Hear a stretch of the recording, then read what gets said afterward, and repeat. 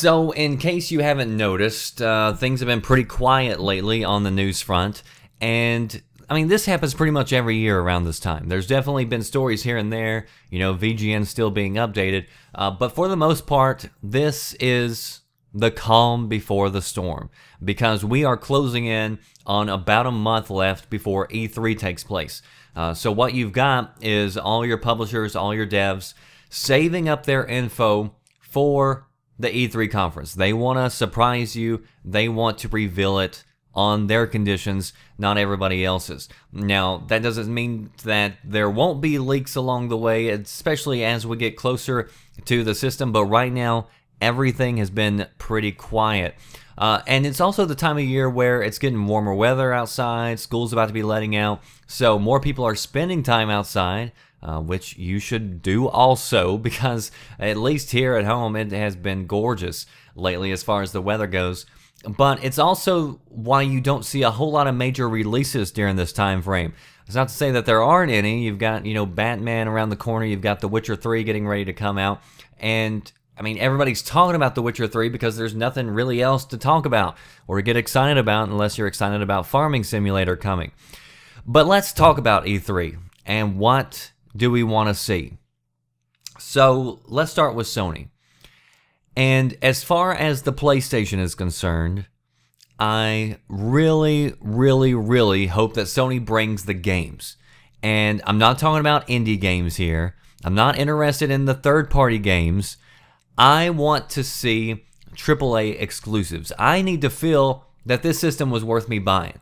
And I want major titles, because right now, it's honestly just an extra object that I gotta dust around. And I mean, good games are based on your personal preference. So, I mean, other people are gonna look at my opinion and think it's, complete dog poop. But, and they may feel the same way about another platform. But as far as I'm concerned, when it comes to exclusives on the PlayStation, I have been pretty underwhelmed. And I know we're also going to hear about Morpheus, and I hope we're finally going to get a release date and a price for that, and a look at some new games there. But more than anything, I just want AAA exclusives on the console.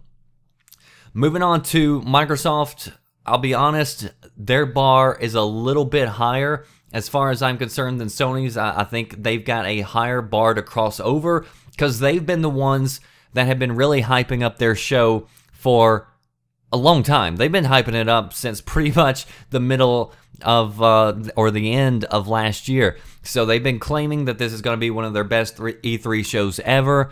So if it's anything less than spectacular, I think it's going to be pretty disappointing for a lot of people. And also the same thing goes for them as far as exclusives go. At the end of last year, they put out a whole bunch of good titles compared to at least their competitor. But lately, it's been really dry.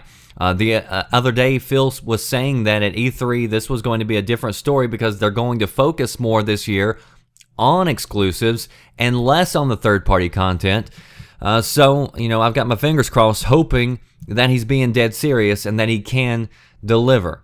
Because lately, my PC has been the only thing that's really been grabbing my attention, simply due to the games. And the consoles haven't been turned on much due to the lack of games. So I also want to hear about, as far as Microsoft is concerned, how Windows 10 is going to impact Xbox players. We've talked about the benefits, for a while, and they've definitely mentioned them here and there, but Microsoft needs to bring it all together and package it in to let everybody know what this is going to do, how it's going to impact or change or bring more games over to the Xbox.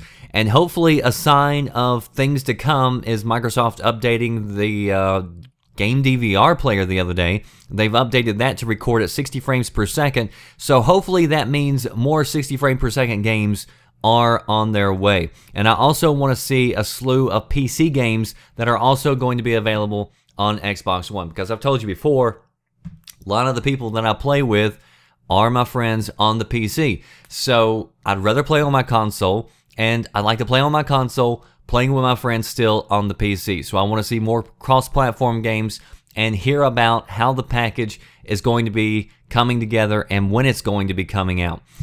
And then also we're going to be hearing about HoloLens. They've already said that that is going to be making a showing And I'm kind of interested to know if they're going to attempt to tie in the Xbox at any point with HoloLens and make some announcements, or if they're just going to demo it on its own and kind of talk about the games that are being made just for that, including more Minecraft gameplay.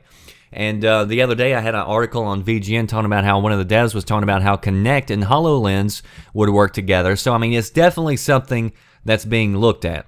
And real quick, since we are talking about HoloLens, the other day I posted up a video kind of being skeptical about HoloLens, or just talking about the real questions that are left unanswered about it. But I also talked about the optimism that I have as far as the possibilities go concerning the device.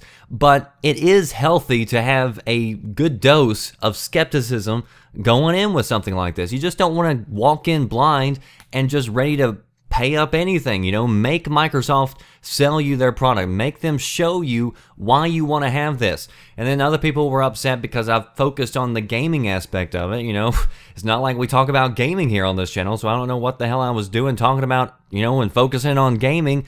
But yeah, that's what a lot of people are going to be looking at it for. They're not going to be looking to start up their business using HoloLens, at least the people watching this channel. So the people watching this channel are interested in games, so that's why we talked about games. And E3 is a gaming expo, so we want to see games on HoloLens. But overall, on both sides, it comes down to what this conference should be about. And that is the games. And it's about the big games. So post below, let me know what games you want to see and what you're expecting from E3. Is this going to be the calm before the storm, or is this going to be the calm before a passing shower? Post your thoughts below. That does it for me, The Red Dragon. I'll see you next time. Thanks for watching.